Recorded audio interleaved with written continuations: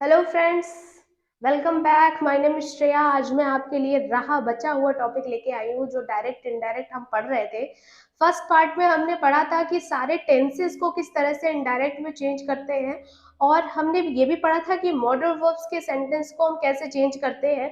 अब आज हम ये पढ़ेंगे कि हम क्वेश्चन मार्क वाले सेंटेंसेस को, कहने का मतलब इंट्रोगेटिव सेंटेंसेस को कैसे हम बदलते हैं, किसमें, इनडायरेक्ट स्पीच में। तो देर नहीं करते हैं, जल्दी से अपने टॉपिक पे आते हैं।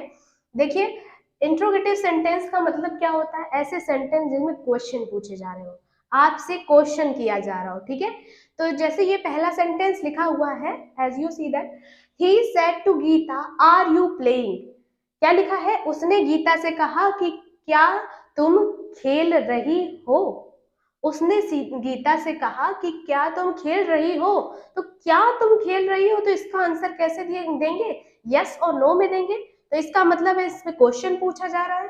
तो हमेशा याद रखिएगा कि अगर क्वेश्चन पूछने वाले कोई भी सेंटेंस आते हैं तो उसके पहले जो कॉमा, इन्वर्टेड कॉमा लगा होता है, अभी तक हम इसकी जगह दैट लगा रहे थे, लेकिन अब इंट्रोगेटिव सेंटेंस को डायरेक्ट स्पीच से इनडायरेक्ट स्पीच में कन्वर्ट करने के लिए इस जगह पर हम दैट का यूज नहीं करेंगे।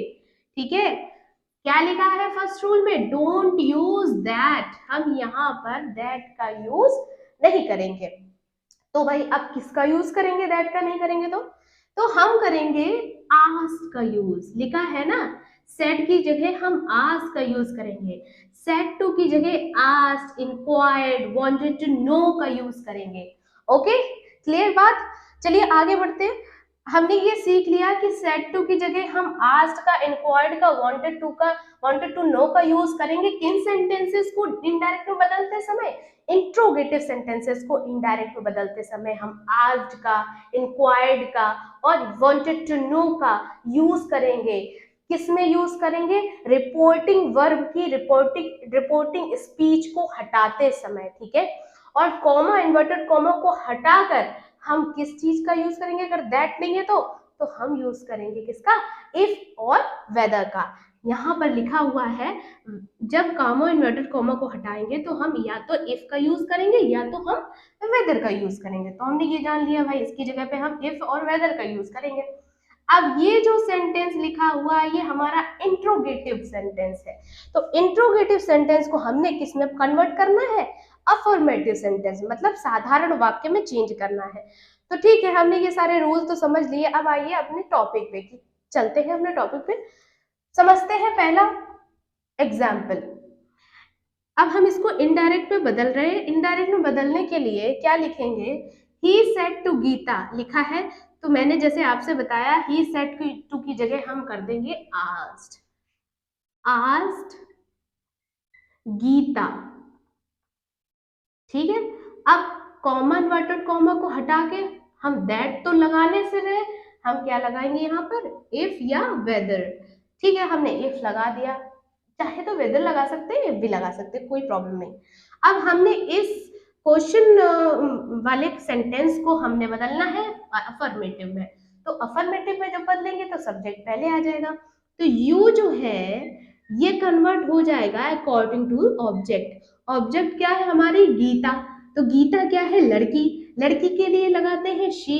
तो इफ शी, और ये हमारा जो सेंटेंस है ये जाएगा किसमें? बैक शिफ्ट होगा, तो बैक शिफ्ट में पास्ट में जाएगा। तो यहाँ आर की जगह क्या लगाएंगे? वॉज। और playing as it is write कर देंगे, ठीक है। अब हमें कॉमा, इन्वर्टेड कॉमा नहीं लगाना है। समझ में आ गई बात? कैसे बनाएंगे? क्वेश्चन है आपका, he said to Geeta, are you playing. तो हमने इसको इनडायरेक्ट बनाने के लिए क्या कहा? He asked Geeta if she was playing, ठीक है। नेक्स्ट देखते हैं, Seema said can I use your pen. तो लिखेंगे सीमा आस्क्ड। अब मैंने बताया था इसकी जगह हटा के इफ या वेदर लगा देंगे। If I is always converted according to the subject, तो Seema is a girl, girl के लिए लगाते हैं शी, तो लिख देते हैं बिना किसी संकोच के। If she can is converted be into could, could में कन्वर्ट हो जाएगा। यूज अब योर लगा है तो योर हम जानते हैं सेकेंड पर्सन है, always converted according to the object. अब यहाँ पर कोई ऑब्जेक्ट तो रखा नहीं है, तो मैंने आपको पहले ही बताया था जब कोई ऑब्जेक्ट सेट के बाद नहीं रखते हैं तो हम खुद को मतलब मी को ही सब ऑब्जेक्ट मान लेते हैं। तो मैंने यहाँ क्या मान लिया, सीमा सेट टू मी, ठीक है। यहाँ मान लेते, जैसे मैथ्स में हम मान लेते ना x बराबर y, y बराबर x, इसी तरह से हम इंग्लिश में भी मान लेते हैं क्या, सीमा सेट टू मी। तो लिख दिया Seema asked if she could use, अब योर पेन मतलब माय पेन, मी का यहाँ पर हो जाएगा माय और पेन का हो जाएगा पेन, क्लियर। नेक्स्ट है Meera said what time is it. अब देखिए यहाँ पर आ गया व्हाट, अब ये तो अलग ही बात आ गई है, ये तो इससे बिल्कुल अलग हो जाएगा। देखिए यहाँ लगी थी सारी वर्ब्स लगी थी, कैसी हेल्पिंग वर्ब्स लगी थी। अब यहाँ पर तो WH वर्ड लगा हुआ है, ये तो कोई हेल्पिंग वर्ब है नहीं।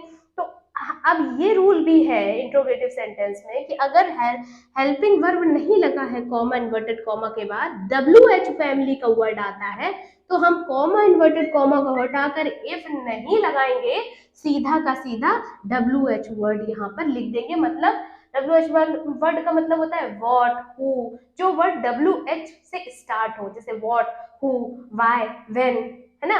इस तरह के वर्ड WH फैमिली के वर्ड्स अगर डायरेक्ट कॉमा इन्वर्टेड कॉमा के बाद आ जाता है तो हम कॉमा इन्वर्टेड कॉमा को हटाकर इफ या वेदर नहीं लगाते, डायरेक्ट हम क्या लिख देते हैं, व्हाट। कहने का मतलब डायरेक्ट हम WH फैमिली का वर्ड लिख देते हैं। तो देखिए अब ये कैसे बनेगा, देखिए मैंने यहाँ भी आपको समझाया है कि डायरेक्ट इनडायरेक्ट को बनाते समय अगर WH वर्ड आ जाए तुरंत इन्वर्टेड कॉमा के बाद, तो इसको हटाकर हम व्हाट या व्हेन या व्हाई ऐसे वर्ड्स को ही रख देते हैं, इफ और वेदर को नहीं लगाते, ठीक है। तो देखते हैं, मीरा आस्क्ड या मीरा इंक्वायर्ड या मीरा वांटेड टू आस्क, जो भी आपको ठीक लगे आप लगा लीजिए। अब यहाँ ध्यान रखिएगा बच्चों, व्हाट आ गया है इसलिए इफ नहीं लगेगा, सीधा क्या लगेगा, व्हाट। व्हाट अब टाइम इट वॉज, ठीक, व्हाट टाइम इट वॉज, हमने इसको कन्वर्ट कर दिया अफर्मेटिव में। नेक्स्ट देखते हैं, लिखा है रमेश इज आस्किंग। अब यहाँ भी बहुत ध्यान देने की जरूरत है, मैंने आपसे बताया था कि अगर रिपोर्टिंग स्पीच प्रेजेंट और फ्यूचर में हो, क्या बताया था कि अगर रिपोर्टिंग स्पीच प्रेजेंट और फ्यूचर में हो तो अंदर लिखा हुआ सेंटेंस कभी नहीं बदलता, मीन्स वो बैक शिफ्ट नहीं होता, ठीक है। याद रखिए रमेश इज आस्किंग लिखा है तो ये हमारी प्रेजेंट में है रिपोर्टिंग स्पीच, तो अंदर लिखा हुआ सेंटेंस हमारा बैक शिफ्ट नहीं होगा, ओके।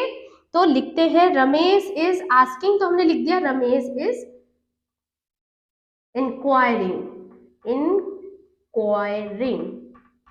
अब क्या इंक्वायरिंग, इंक्वायरिंग इफ, अब भाई यहाँ तो इफ लगाएंगे ही क्योंकि यहाँ तो हेल्पिंग वर्ब आई है, कोई WH फैमिली का वर्ड तो है नहीं, इसलिए हम यहाँ पर इफ लगाएंगे।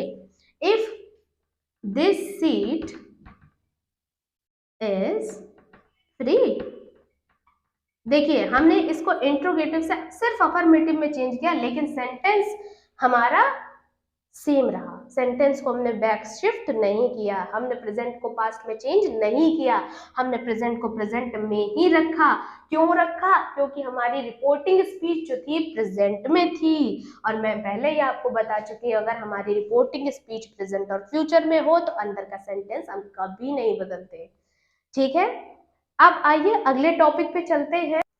यस, अब हम इंपेरेटिव सेंटेंस के बारे में समझेंगे, ऐसे सेंटेंस जिनमें रिक्वेस्ट, ऑर्डर, कमांड, एडवाइस दिखाई दे रही हो, वहां पर इंपेरेटिव सेंटेंस होता है, ठीक है। अब इसको बदलते कैसे हैं, डायरेक्ट को इनडायरेक्ट में कैसे बदलते हैं सेंटेंसेस को, तो सबसे पहले याद रखिएगा कि जो रिपोर्टेड स्पीच होती है उसको हम बैक शिफ्ट नहीं करते, उसको हम टेंस में, उसका जो प्रेजेंट है उसको हम पास्ट में चेंज नहीं करते, या पास्ट का पास्ट परफेक्ट में नहीं बदलते, उसको हम मतलब उसी सेंटेंस में रखते हैं। इसलिए तो ये ध्यान रखने की जरूरत है कि हम इन ऐसे सेंटेंस को बैक शिफ्ट नहीं करेंगे।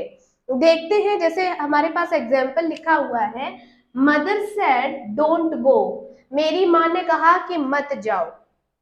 तो हमें ये फील हो रहा है कि मेरी माँ ने मुझे क्या किया है, एडवाइस दी है, नहीं। ऑर्डर दिया है, पता नहीं। रिक्वेस्ट की है, नहीं, मम्मी तो कभी रिक्वेस्ट करती ही नहीं है, करती है पर रेयरली करती है। पर यहाँ उसने कहा डोंट गो, तो यहाँ हमें समझ जाना चाहिए कि उसने हमें ऑर्डर दिया है। तो हम यहाँ पर ये लिख सकते हैं कि mother told me not to go. देखिए यहाँ सबसे पहले रिपोर्टिंग वर्ब, तो रिपोर्टिंग वर्ब हमने लिख दी, फिर आता है ऑब्जेक्ट, हमने ऑब्जेक्ट लिख दिया, फिर प्लस टू मतलब टू लगाते हैं। यहाँ डोंट गो लिखा था इसलिए नॉट टू गो लगाया। अगर यहाँ पर डोंट गो ना होता तो हम टू गो लगाते, सिर्फ टू लगाते, टू के बाद गो। ओके, इसको दूसरी तरह से भी लिख सकते हैं कि mother ordered me not to go, इसको हम ऐसे भी लिख सकते हैं। अब ये बात और समझ लीजिए कि कहां पर टोल्ड लगाएंगे और कहां पर आस्क लगाएंगे। जहां पर आपको लगे कि रिक्वेस्ट सी समझ में आ रही है, जैसे किसी ने कहा please give me some 1 glass water, तो जहां हमें रिक्वेस्ट सी लग रही है वहां हम आस्क्ड लिख देंगे, और जहां हमें ऑर्डर सा लग रहा है वहां हम टोल्ड लिख देंगे। पर रेयरली आपको ऐसे करने की नीड नहीं पड़ेगी। आपको ऑर्डर्ड है, आपका कमांड के लिए ऑर्डर्ड यूज कर देंगे, रिक्वेस्टेड यूज कर देंगे, एडवाइज्ड यूज कर देंगे, तो ऐसी चीजों को यूज कर देंगे। ठीक है, तो यहाँ मैंने लिखा भी हुआ है, रिक्वेस्ट सा लगेगा तो आस्क का यूज करना है। अगर आपको ऑर्डर मिलने पर ऑर्डर सा लगे, फील आए कि ऑर्डर दे रहे हैं, तो हम टोल्ड लगा देंगे। ठीक है, वैसे अगर कोई ऑर्डर दे रहा है तो हम ऑर्डर्ड लिख सकते हैं, अगर कोई रिक्वेस्ट कर रहा है तो रिक्वेस्टेड लिख सकते हैं, अगर कोई एडवाइस दे रहा है तो एडवाइज्ड लिख सकते हैं। ठीक है, अगर कोई कमांड दे रहा है तो हम कमांडेड लिख सकते हैं। तो इस तरह से भी हम लिख सकते हैं, पर एक बेसिक नॉलेज के लिए मैंने आपको बता दिया। अगर कोई एडवाइस और सजेशन दे रहा है, एडवाइस और सजेशन दे रहा है, तो हम वहां पर क्या यूज करेंगे, एडवाइज्ड का यूज करेंगे। देखिए एडवाइस मीन्स सीई मीन्स होता है सलाह, एडवाइस मीन्स होता है सलाह, सजेशन मीन्स भी होता है सलाह, लेकिन एडवाइज्ड ADVISED, एडवाइस मीन्स होता है सलाह देना। ठीक है, तो यहाँ इसकी मीनिंग चेंज हो जाती है, SCD हो जाती है, CE हटा देते हैं। ठीक है, तो सजेशन, देखिए एक और इसमें डिफरेंस क्या है, अगर एडवाइस आया तो एडवाइस के बाद हम तो एग्जाम्पल देखते हैं कि एडवाइस और सजेशन जब होता है तो हमें कैसे यूज करना है। ठीक है, तो doctor said don't eat sweet, तो डॉक्टर क्या करता है, एडवाइस देता है, सलाह देता है, तो हमने यहाँ लिख दिया doctor advised don't eat sweets लिखा है, तो हम यहाँ लिख देंगे नॉट टू ईट स्वीट्स। एक चीज और बता दूं, अगर यहाँ पर सजेस्टेड लिखा होता, ठीक है, तो जैसे doctor advice to me, sorry यहाँ मैं लिखना भूल गई, doctor advice to me, advice के बाद मैंने मी लगा दिया, लेकिन अगर यहाँ पर लिखा होता सजेस्टेड, यहाँ पर अगर सजेस्टेड लिखा होता तो मैं यहाँ पर ऑब्जेक्ट का यूज नहीं कर सकती थी। मैं यहाँ पर क्या लिखूंगी, डॉक्टर सजेस्टेड दैट, यहाँ पर सजेस्टेड के बाद कभी भी ऑब्जेक्ट नहीं आता, हमेशा दैट आता है, तो doctor suggested that not to eat sweets. ठीक है, एक तरीके से और बन सकता है, ये क्या कैसे बन सकता है, इसमें ये भी लिख सकते हैं भाई डॉक्टर जो है वो मना कर रहा है आपको खाने से कोई चीज। ठीक है, आपको कोई चीज खाने से मना कर रहा है तो आप फॉरबिड लगा सकते हैं, फॉरबिड। ठीक है, तो यहां लिख देंगे doctor forbid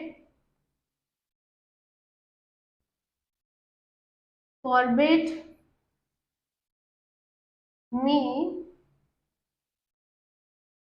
to eat sweets. ठीक है, doctor forbid me to eat sweet, doctor ने मुझे स्वीट खाने के लिए मना किया है। इस तरीके से आप ये सेंटेंसेस को बना सकते हो। ठीक है, हमने यहाँ तक तो समझ लिया। अब हम कुछ और चीजें भी आप समझेंगे, जैसे कि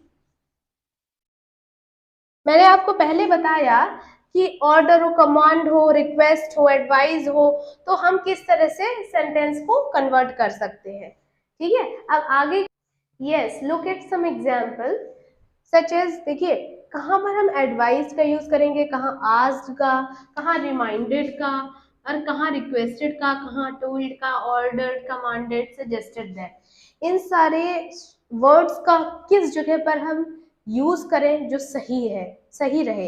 इसलिए आइए चलते कुछ एग्जाम्पल देखते हैं। फर्स्ट एग्जाम्पल लिखा, Anuj said please shut the door.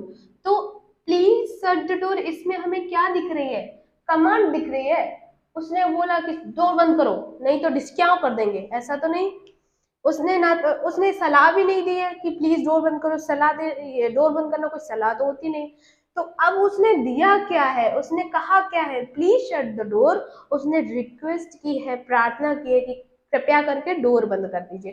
तो यहाँ हमें समझ लेना है अपने कॉमन सेंस से कि क्या हो रहा है। रिक्वेस्ट की जा रही है, ऑर्डर दिया जा रहा है, कमांड दिया जा रहा है, एडवाइस दी जा रही है, मना किया जा रहा है।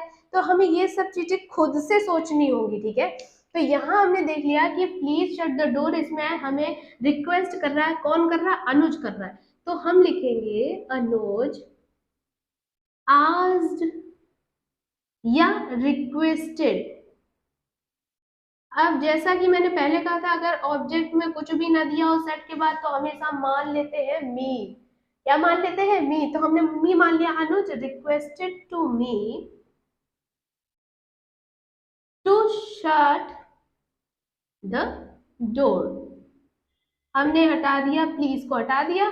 और जैसा कि पहले बताया था कि reporting verb plus object plus two, ये रूल है हमारा इंपेरेटिव सेंटेंस को बनाने का, ठीक है।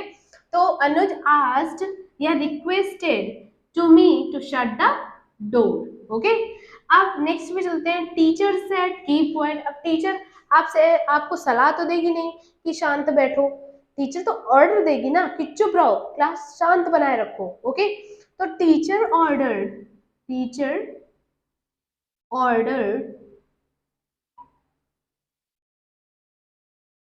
और किसको टीचर बोलेगी, अगर यहाँ पर कुछ नहीं है तो मी मान लेते हैं या फिर अस मान लेते हैं। तो हमने यहाँ मान लिया teacher order me to keep quiet. Teacher ordered me, requested me to shut the door. Teacher ordered me to keep quiet. Okay, next है she said don't call me। यहाँ पर ये क्या कर रही है, ऑर्डर दे रही है कि मुझे कॉल मत करो, ठीक है, बहुत हो गई, बहुत सुन ली मैंने तुम्हारी बातें, अब मुझे कॉल मत करो। तो she ordered me not to call her। She ordered me not to call her।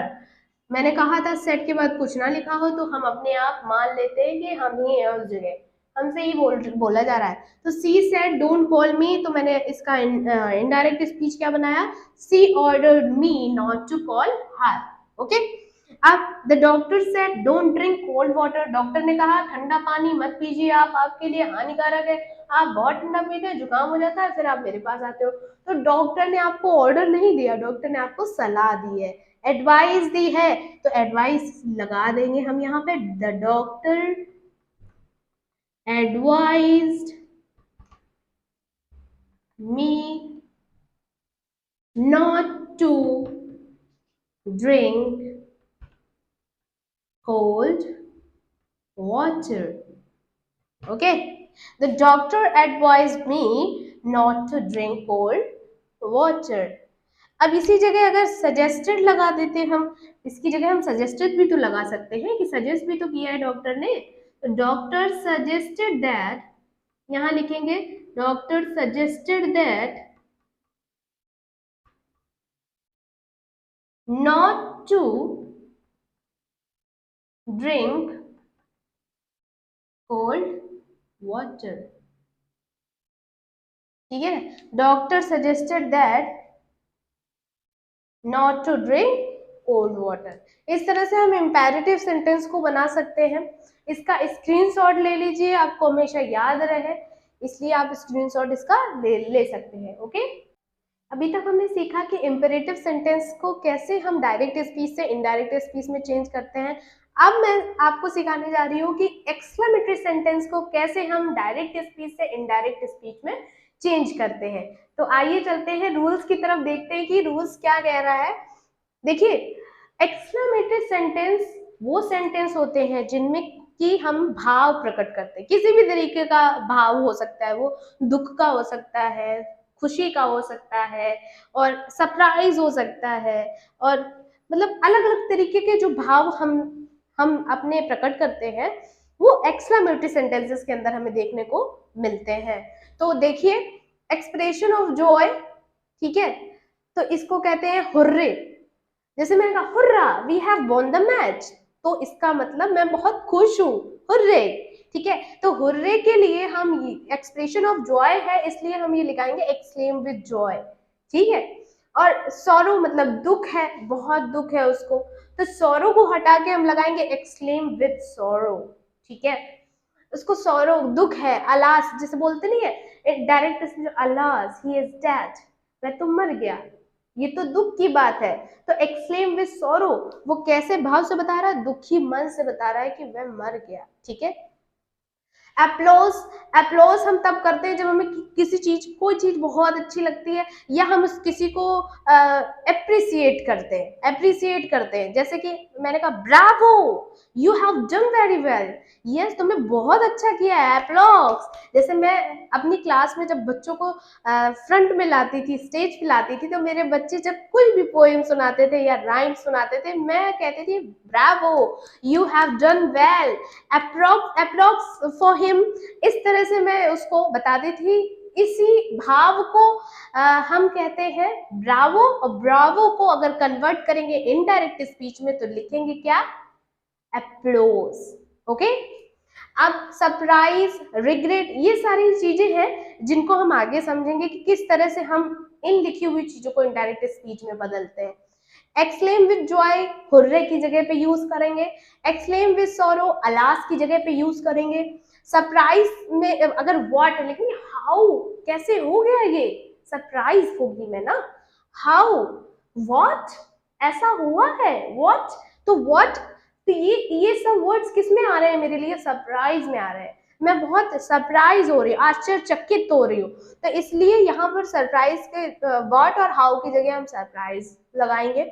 ओ भी रिग्रेट हो रहा है, पछतावा हो रहा है, ओ यार ऐसा हो गया, पछतावा हो रहा है, तो रिग्रेट, ओ की जगह हम रिग्रेट लगा देंगे। ठीक है, ब्रावो, अगर ब्रावो आता है डायरेक्ट स्पीच में तो हम इनडायरेक्ट स्पीच में लगा देंगे अप्लॉक्स, जैसा कि मैंने आपको अभी बताया है। नेक्स्ट देखते हैं, जो हमारा एक्सक्लेमेटरी मार्क है, जो हमें अभी देखने को मिलेगा, एक्सक्लेमेटरी मार्क जो है वो हम उसको एक स्टेटमेंट में चेंज करते हैं, वो फुल स्टॉप में चेंज हो जाता है। स्टेटमेंट का मतलब हम सिंपल सेंटेंस में बदल देते हैं एक्सक्लेमेटरी को।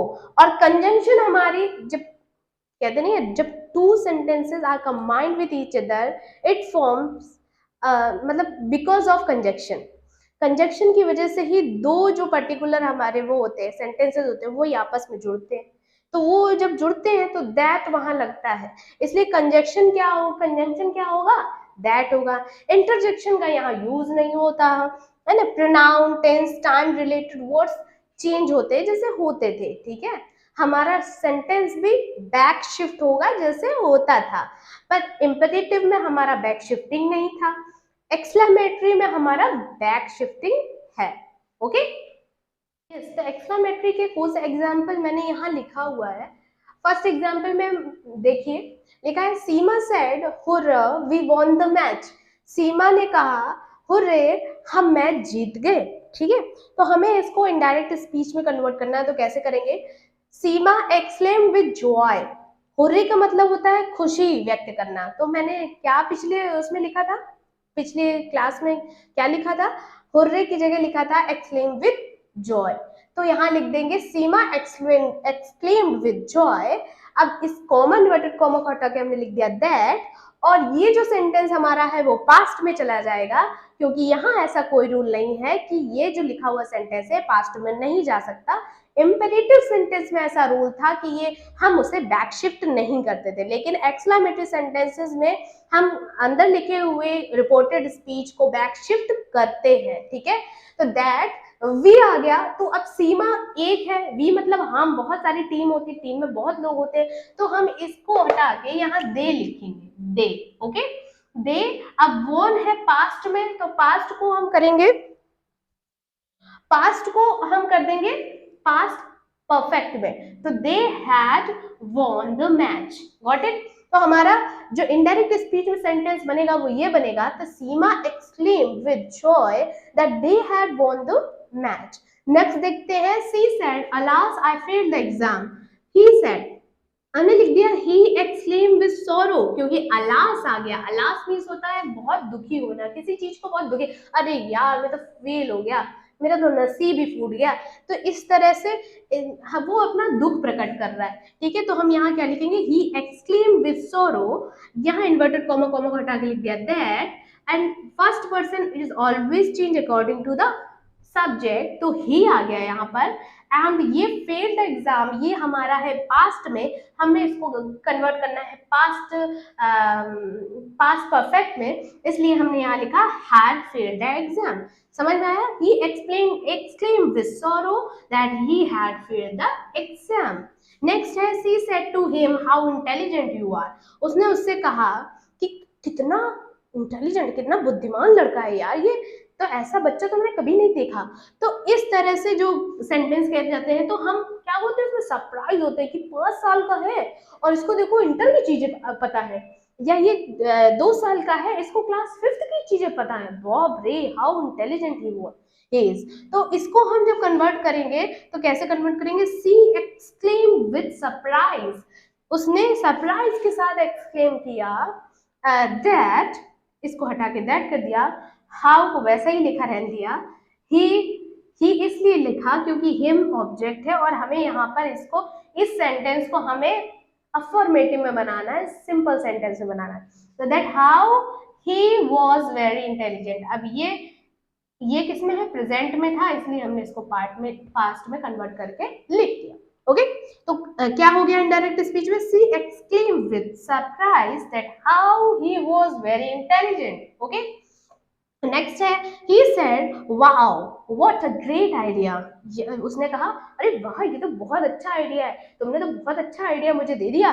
तो इसका हम जब इनडायरेक्ट बनाएंगे तो बनाएंगे क्या, he exclaimed with surprise, वो आश्चर्यचकित होकर बोली, that क्या बोली, it was a great idea। अब it क्यों लगाया, क्योंकि यहाँ पर अगर वाव या वॉट ना लगा होता तो हम क्या लिखते, it is a great idea. अब यहाँ पर वाव और वॉट लगाए तो इसको दोनों को हटा के हमने सरप्राइज लिख दिया और दैट लिख दिया, और इनकी हमें सब्जेक्ट बनाना था इसलिए हमने इसको लिख दिया इट, और ये है हमारा प्रेजेंट में तो हमने इसको कन्वर्ट कर दिया पास्ट में, तो बनेगा it was a great idea. Okay, got it, समझ में आया? आज मैंने आपका पूरा डायरेक्ट इनडायरेक्ट क्लियर कर दिया है। कहीं भी कोई डाउट हो या आपको और कोई भी टॉपिक पढ़ना हो तो प्लीज जरूर बताइए, कमेंट जरूर करिए, like subscribe and follow my channel. Bye bye.